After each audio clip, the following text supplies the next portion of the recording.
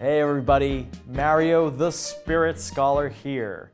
And now, why exactly do I call myself the Spirit Scholar? Well, because I never stop studying. And one of the first steps that I took to get to a certain level of expertise, a certain level of acknowledgement or understanding in the spirits world outside of my professional level, because I do work for a distillery, was going into the WSET program. And so WSET is the Wine and Spirits Education Trust. And maybe you recognize them from the sommelier program. So they have the DIP WSET, which is the diploma WSET, which is somebody who went through their 4 levels of education, the highest level in wine, and they learned every facet, region and taste and all these other factors. And it is rigorous. And it's something that I may potentially address in the future or tackle, but it's not for me now. I really rather focus on spirits. And the highest level they have in spirits is level 3. So the sommelier program is level 4, level 3 in spirits. It's a fairly recent program. So it started 2019-ish, as far as I understand. And it was just being introduced into North America or the United States. So they were supposed to be in Chicago, Las Vegas, New Orleans. And I was going to sign up for the New Orleans one that was supposed to be October, I think, 2019. And I don't know if there's kind of COVID things going on or there's some sort of issues. But that never went through. And as COVID eventually hit and things became more serious, even though this was a very young program, they decided to do it online. And so that's where I come in. I had signed up online. My exam was eventually in April, but I had to do that in person. But leading up to that was, I think, 8 weeks of rigorous studying. So it would be something like this. So I sign up online. I get mailed this book here, even though I don't live in the UK or anything like that. And this is the WSET study guide. This is the book. And it is involved, to say the least. So this covers a lot of the legalities of spirits, which really interests me. It doesn't cover any of the history of spirits. So if you're looking for a program that's really going to help you excel in sales in a very multifaceted way, because we're getting to very niche categories of spirits and getting a lot of information about them. Or if you're a distiller and you want to learn more about your craft, I think this is for you. If you're a historian, this might not be the thing for you. If you're a chemist and a distiller and you want to learn a very tertiary level of distilling, yes, you'll find it here.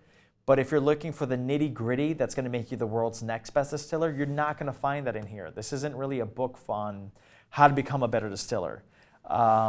But for anybody who has a true passion for it, and somebody who's really just into it into definitely a career-wise, you can take this as a hobbyist, but it's not going to be fun. It's something that's definitely involved. So for me to get into the WSET Level 3, like I said, I applied online.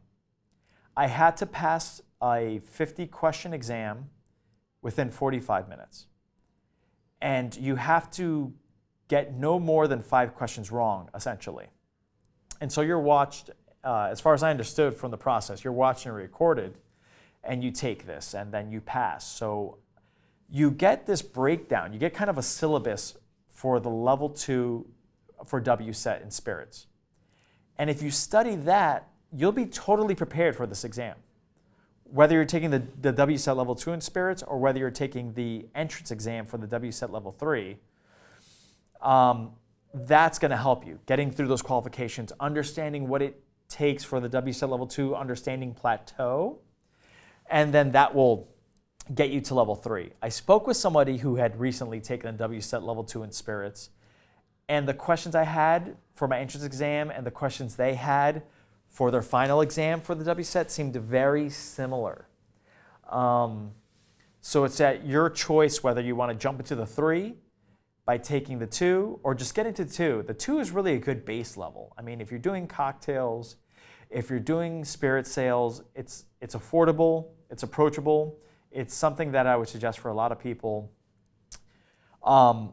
Since I actually didn't get to take my exam until 2021, and I was expecting to take it in October 2019, I had about 2 years under my belt on studying and learning the qualifications for the level 3. So I kind of felt confident just taking the entrance exam. And the entrance exam is one time only. You fail, you got to take the level 2, pass it, then you can take the level 3. I was lucky or well-versed in whichever opinion you'd like to take on the matter, but I did pass it. And then, like I said, I got the textbook, and then there is an online equivalent to it. Like I said, it was fairly young, it was a fairly new program, but it seemed solid. So my educator was in North America, but they were in Canada. They were actually an author, and they had a very good understanding, and I can only assume that they kind of knocked it out of the park with the earlier iterations of this level 3 in spirits, or as far as I understand, I don't know their hiring process, but my professor wasn't lacking in any way, shape, or form. The exam, or the course was open to a lot of different areas. So it was me, who's in the American Northeast, people in Canada, people in France, people in China. So there was this part where they would try to have an open dialogue, and they would change the time frame and the dates to make it more accommodating for all these people. By the end, almost nobody was showing up, myself included, because everything's stored, so you can kind of review the stuff. And I didn't have any questions, and also the professor was very good about emailing them and them responding to you about any kind of really niche questions you might have had, if they had the answer to it. And so you're going through big chapters in this book, and you're getting little exams along the way, and some are multiple choice, and some are short answer, and some are just a range of formats, because when you take the exam at the end of the day, it's going to be 50 multiple choice questions. You're going to have some short answer questions, and you're going to have some long answer questions. So definitely get your handwriting in line before you take this exam, because it's going to be tenuous, to say the least. I definitely had some blisters by the end of writing with a number 2 pencil, which I haven't done since college, and that wasn't too long ago. Or that actually was long ago, and I'm just lying to myself. But so you take the online course. You are graded on a variety of things. Some things are graded automatically. So you do a multiple choice for 20 questions on a certain segment. Some of those questions might be on the multiple choice on your final exam, things like that. And those will be answered right on the spot. Then you had some short answer ones where you actually were also answered on the spot, but they had a kind of a PDF. And you could review that and see if it matched up with your question. And it was very frustrating because it was very impersonal, and they were expecting different things. So part of the process felt a lot like, am I answering about spirits, or am I answering what they specifically want to hear about spirits? So that was kind of a conflict for me, for somebody who was in the nitty-gritty of it all versus a very textbook and straightforward and using the big vocabulary words to explain very simple things. But I adapted, and I felt like if I didn't adapt, I really wasn't going to pass the exam. You really have to do it on their terms. So I did very well on my exam, and I passed, with merit. And so I did very well, but what I lacked the most was in the sampling part. So you did have a sampling section to the WSET, and you basically would try things and buy things on your own, and they would give you a sheet that was a breakdown, and you answered according to that sheet. And that was when the professor actually personally read through all the things you did. So multiple choice didn't apply, short answer didn't apply, but definitely the sampling they were on top of. And I think you sample about quite a few times. It's a little hazy now, but I think I sampled at least 6 times. I definitely did rum. I definitely did tequila. I think I did some gins. And do I feel like it really prepared me for the final exam? No. And I mean, I'll get into the sampling a little bit more later on, but it's that even more so than your multiple choice or short answer is something that you have to fit their criteria for, and I wasn't great at it. So even though I did very well, I only did well because of my multiple choice and my short answer. So in the theory section, I was able to knock it out of the park because it was tangible, and that's kind of how I work. I can read it or read it in black and white, or I can hear it, I can absorb it, and I can apply it there on out. But me personally, knowing how the industry works, tasting is wildly subjective. There really is no objective approach because you can have a certain level of glassware, you can have the tasting notes from the people who make the product, you can have all these things. Honestly, I feel like depending on your mood, depending on what you ate, since the last time you ate, since the last time you had coffee or whatever, it's going to affect your taste, it's going to affect your approach to the profile, your atmosphere. So is there really a perfect answer to that? No. But that's me talking from a very analytical point of view. In their mind, they do want answers. So definitely fit their format, definitely go for it. So you had this course, it was an extended amount of time, you had good engagement with your professor, you had time slots that were an option for you to be present for or not, to ask questions in a semi-online group setting. But I had 2 years of studying. That's the only reason I did so well, because as long as you go for that breakdown, that qualifications element, that syllabus element, if you study that letter by letter, you're going to be fine. You're going to be perfect. So me, who barely passed the sampling section of it all, like the actual tasting section of it all, was still able to pass with really, really high honors. And maybe that matters to you, maybe it doesn't. You know, if you're somebody who's like, no, I want to sample whiskeys, or I want to sample rums, and I want to give my own opinion on that, you don't need this. You know, these are things that are on your own fingertips. You can take a flavor wheel. You can take a million charts online on the breakdown, and you can see the influences of your base fermentable product. You can take your yeast, you can take your distilling methods, you can take the type of barrels or what the influence the barrel has. And so those things will kind of still be factors, still be present, and maybe you just like to taste things and describe them. You don't need this program. I'm telling you now. I think once all said and done, in US dollars, in the range of $1,200, something like that. So this is not only an emotional or mental commitment, it's a fiscal commitment as well. So, you know, it's really got to pay off, and it's really what matters to you. So I studied the course online, and there were a few places that were offering taking the course in person. There's no option to take the course online. So even though you could answer certain things on the class portion of it online, you couldn't physically take the test. You had to physically take the test at a facility. The option was Ontario, I think, or London. And I've never been to London before, so I went for the latter instead of the former. And mind you, this was 2021, and there's a little bit of like pandemic going on, if you've heard of it or not. And I had just kind of decided like, yeah, no, I'm going to go there. The flights were cheap because nobody was flying, and the airlines needed to kind of put butts in seats.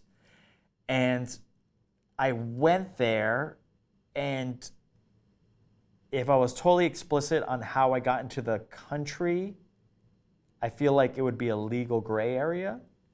So I'm going to leave that part out. But I eventually made my way into London. Fill in the blanks as much as you will.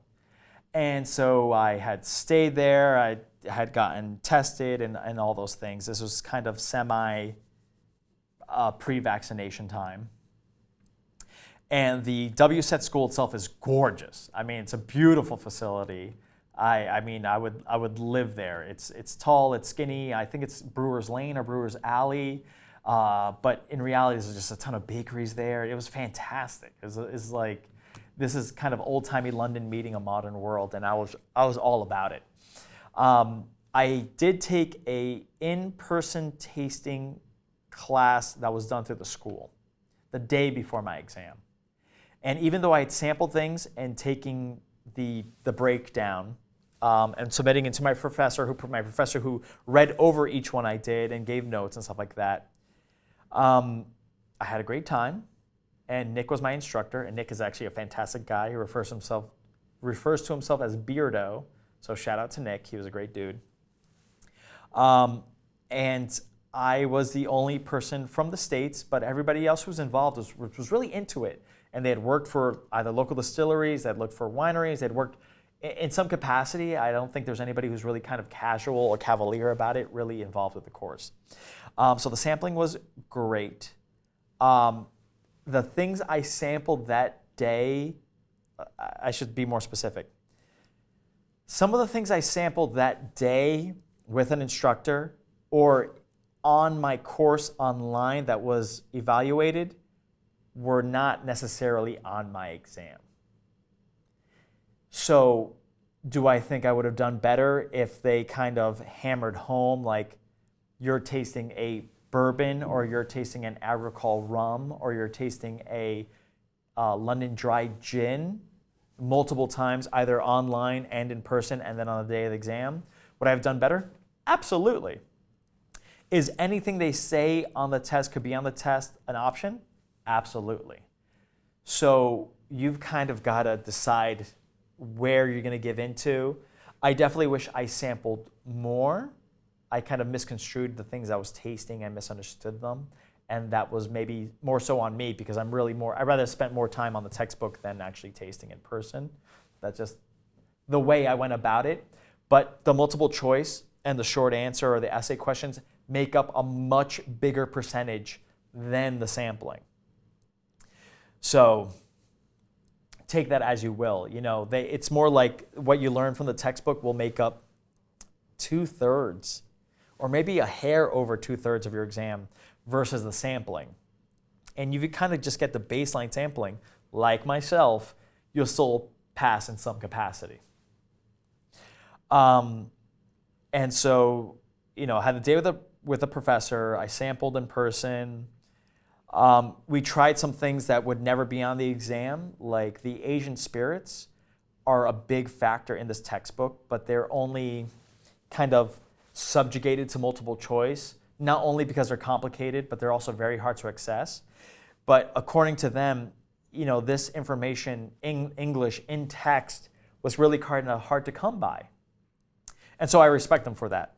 But once you see how much Baijiu, Sochu, and Soju take up in this textbook, and then you studied ahead of time and not realizing that they weren't going to be as important as they were, it's not frustrating. You just kind of move on or whatever, and they do eventually. It's on the qualifications thing, so it's on yourself or on me if you overstudied for certain things. But I do respect what they're trying to do. It's basically a time capsule in the moment of the legalities and the methods that go into production, and keeping kind of an open mind, knowing that people are kind of doing their own thing and experimenting in the world of spirits right now. So I think it's very cool.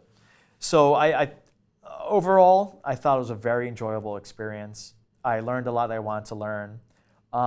If you have seen the interview that I have with my boss, Gil Speyer from All Points West Distillery, a factor for me in going to this course was every time I asked him a question, he had an answer. And that really pissed me off. And so I just wanted something that, I wanted to ask him a question he didn't have the answer to. So I studied more and I studied more and I studied more, and eventually I got to that point. And then now, after passing the exam and really developing things and becoming the spirit scholar and doing more for myself, independent of the distillery, now it's like I can send him information and he's like, oh, that's cool, I didn't know that. And so, I really want to put myself in the presence of people who are more educated than myself and developing and growing, because you never want to be the smartest person in the room, right? You want to make sure that you're growing as a person, because we're going to learn something new every day, and we're going to learn something till the day we die. And this is just something in particular that I'm really passionate about. And so you'll see me be with people in different facets of the industry or different styles or whatever, because that's the only way I'm going to learn. And being a spirit scholar is learning. I mean, even professors, even people who have considered themselves the peak of knowledge, there's always more. There's always something you never even considered. There's something that you didn't know. There's always stones that are left unturned. And I feel like spirits is huge.